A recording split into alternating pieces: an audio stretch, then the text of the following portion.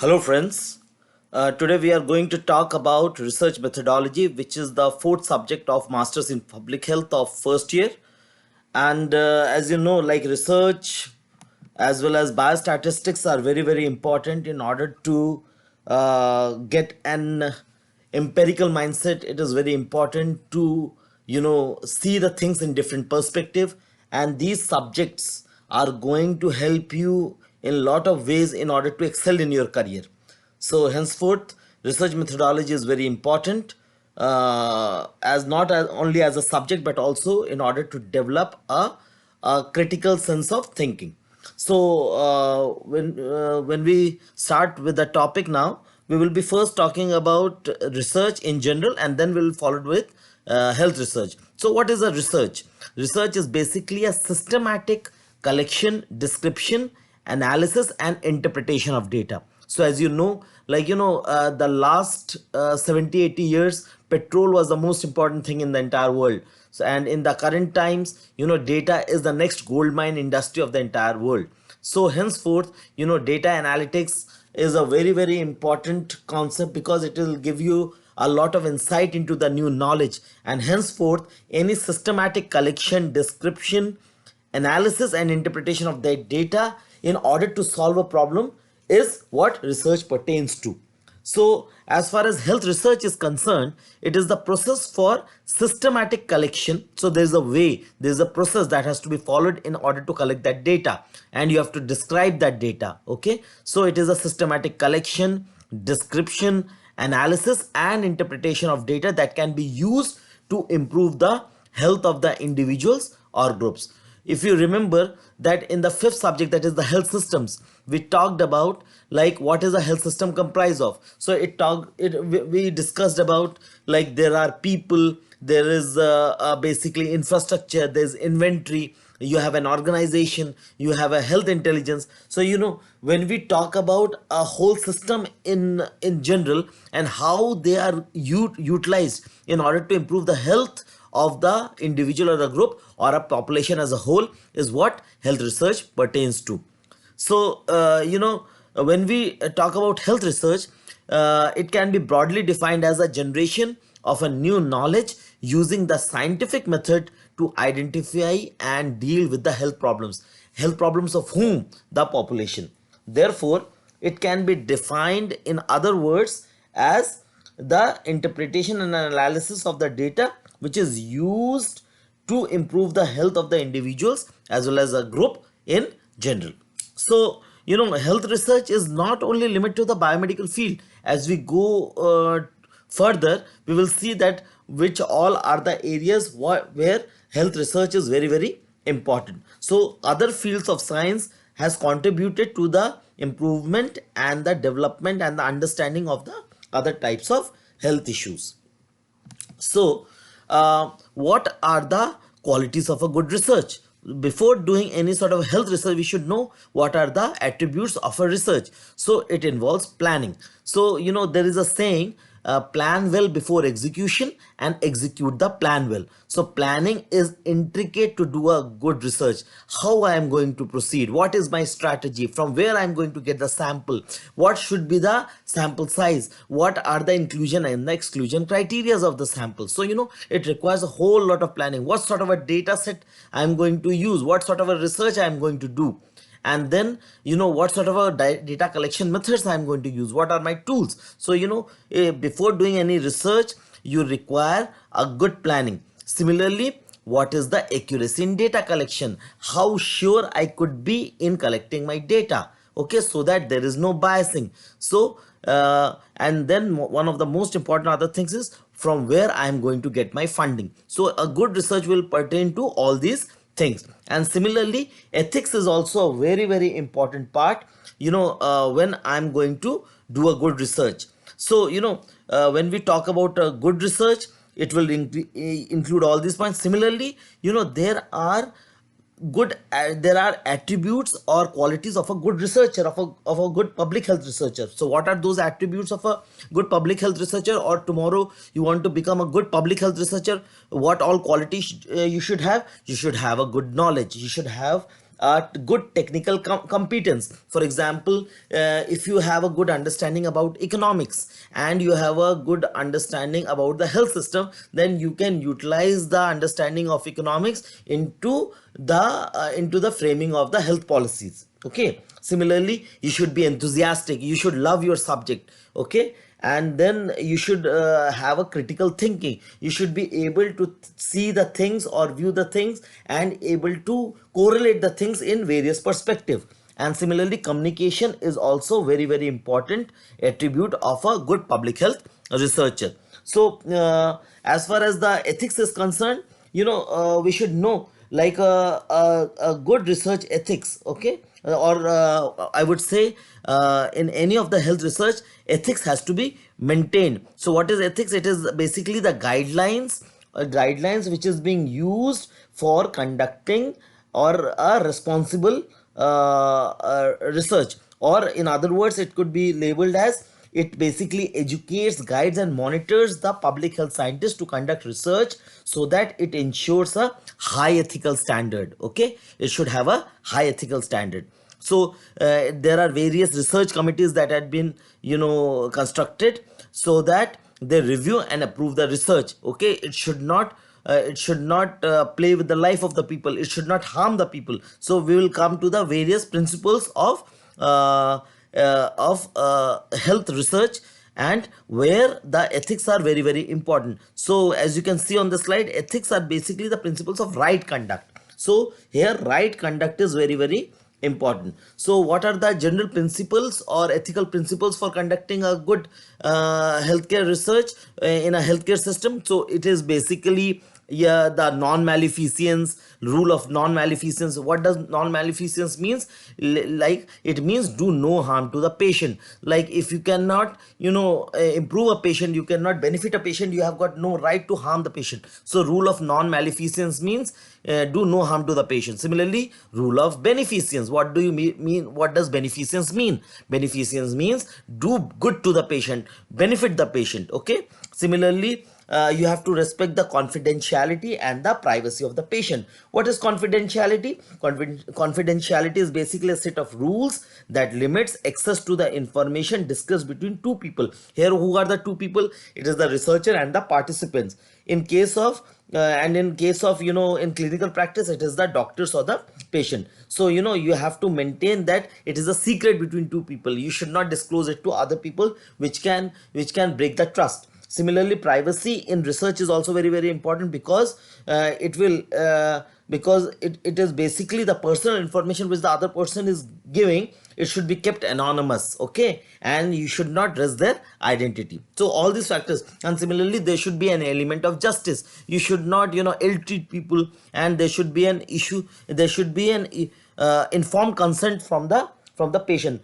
Like what does informed consent means? Because the informed consent basically ensures that the individuals are voluntarily participating in your study. Okay, they agree to participate with their full knowledge that what are the risks are being involved in the study, what are the benefits, and then at any point of time participants have the right to decline, okay, and withdraw from the study even it has unstarted. So it is at their choice. You cannot force anybody.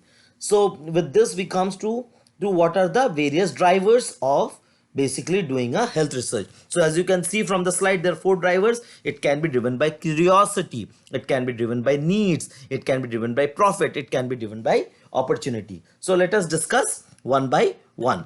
So the first is the curiosity driven research. So what are the 2 important elements in this? It challenges the status quo. What does status quo means?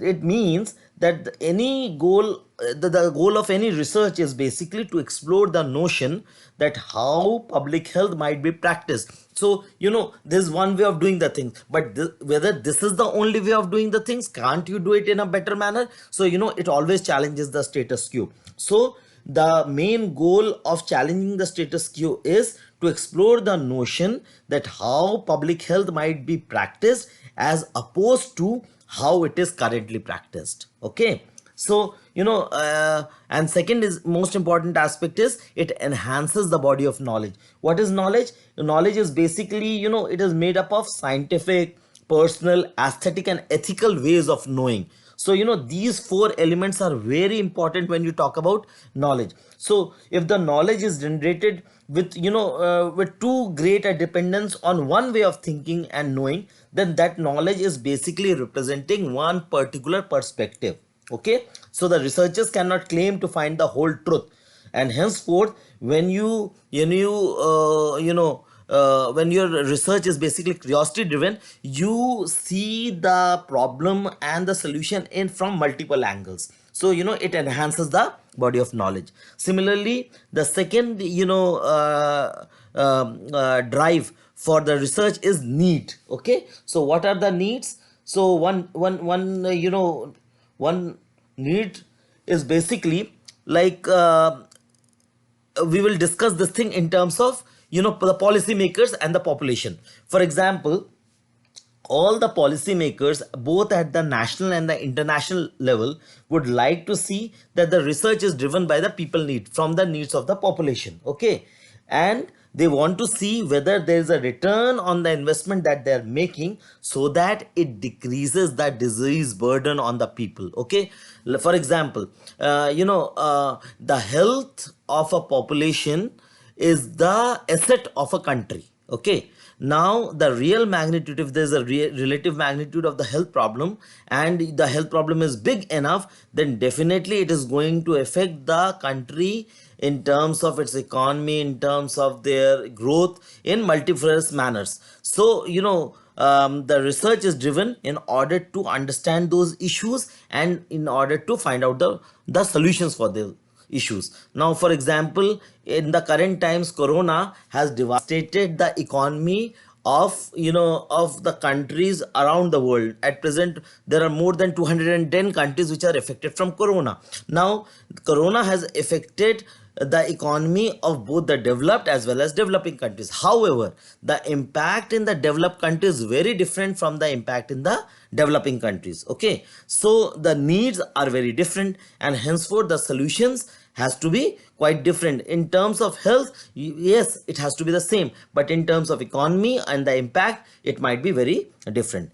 Now, the third aspect is like research is basically again driven by the opportunity and profit. Now, when you select any topic for research, it is driven by opportunity, and the opportunity basically comes from the availability of funding. So the chance to participate in any of the collaborative international research and working with the major giant companies like the pharmaceutical company. Okay, now if you see, now all the pharmaceutical company has invested huge amount of money as a part of their research project, because the public health initiative may not be that much lucrative, even though they are better, but then the pharmaceutical derivatives of research is going to bring in more dividends, and henceforth lot of emphasis is being put into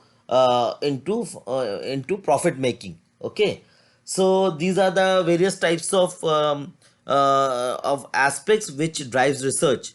Now, from here we will come to what are the various categories of science which is involved in health research. So, when you talk about health research, it's a broad area. It's an interdisciplinary area. It's a multidisciplinary area. So, it has got impact from biomedical sciences. So, all the biomedical, medical, and the clinical researchers are a part of your healthcare researchers or the health system. Similarly, you have got population sciences. Okay, population sciences, when we talk about like how health systems affect the population, so we will be studying about population as a whole. How did the disease has happened, where it has happened, how it has happened. So we are basically studying the epidemiology part. For example, now corona, like from where it has come, how it has come. Okay, what is its impact on the people, whether it's changing in character. So these are all a part of your epidemiology. Similarly, demography, like for example, the impact of the disease will be the same throughout, whether it will be the same in the rural areas or the urban areas, and what will be the impact of the socio-behavioral sciences. Similarly, when you talk about the research in terms of health policies. Okay, like what will be the effect of a policy on the population as a whole. So it includes all the subcategories of health systems research, health services research, accessibility of health services, availability of health services, affordability of health services. So these are all a part of your economic analysis. Now coming on to the what are the effects of health research. So you can see, like, the health research is not only used in order to improve health but also stimulating a national economic growth. Like I told you, like health is an important asset for any country. If your country is basically full of healthy people, the economy will grow because people will be more productive. Similarly, health research will support the health systems. Why the health systems is being supported by health? Because it will help in better delivery of the better, fairer and more equitable healthcare to the other people. So similarly, how does health research will help? It will identify the challenges and provide best of the solutions. Okay, it will monitor the how the health system perform and produce new knowledge for better technologies and improved approaches for the public health. And similarly, this health research will help in order to develop a pool of knowledge which will further lead to applied researches. And similarly, it has got an impact on all the national and the international policy making. Now why do we conduct health research? Okay, so like we have already discussed, like health research can be seen as a driver for health policy, and where there is an inadequacy, or there's a basically a discrepancy between demand and supply, and it will basically help to identify the challenges. It will help to identify your better systems, more knowledge, and it will help in better delivery and more equitable delivery. So basically, as you can see from the slide, we are talking about a problem tree. There is a cause. Okay, for example, when we say a tree, now there will be a trunk of the tree which can be called as a problem. The roots of the tree can be referred to be as causes, and the branch of the tree can be referred to as the effects. So you should know about the causes, problem, and the effects of those problems, as a result of which you can find certain solutions. Okay, so as the researchers and the scientists worldwide have got excess amount of knowledge and information, and we are trying to collaborate all these things together in order to find out new ways of delivery. Now from here we will come to the various classification of the health research. Now the first and foremost classification is the basic and the applied research. Like the basic is basically when you are talking about the theoretical framework and the application of that theoretical framework into the various applications of those researches. The second is basically talking about qualitative and the quantitative research. Now as you see, when we talk about public health or health research in a whole, the health is more in the hands of the people than in the hands of the health professionals. For example, now see in corona, like how do the health professionals can help? The people can help themselves if they follow the basic sanitation, as well as they follow a specific rules and guidance. For example, they need to wash their hands, so which talks about basic hygiene. They need to quarantine themselves, they need to keep a check on themselves. So if that thing is controlled, then automatically the disease burden will be less. Okay, and it will be easier for the health professional to manage the condition more better. So when you talk about qualitative research is basically needed to provide insight into people's lifestyle and their behavior, their knowledge, their feelings, okay, and attitudes, and it will help in closing the gap between the science of discovery and the implementation of the knowledge. Okay, now when we talk about quantitative research, so qualitative research is basically it is talking about the phenomena. Okay, and whereas the quantitative research, it is deductive in nature. So qualitative is inductive in nature, whereas quantitative is deductive in nature. So quantitative research will talk about a system function, the attitude. It will give you adequate results regarding the anatomy of the whole system. Okay, it will give you a certain hypothesis. So you will have a null hypothesis, and you will have an alternative hypothesis, and you will test the hypothesis by means of various biostatistical tools. Okay, and whereas a qualitative study is basically studying the phenomena as a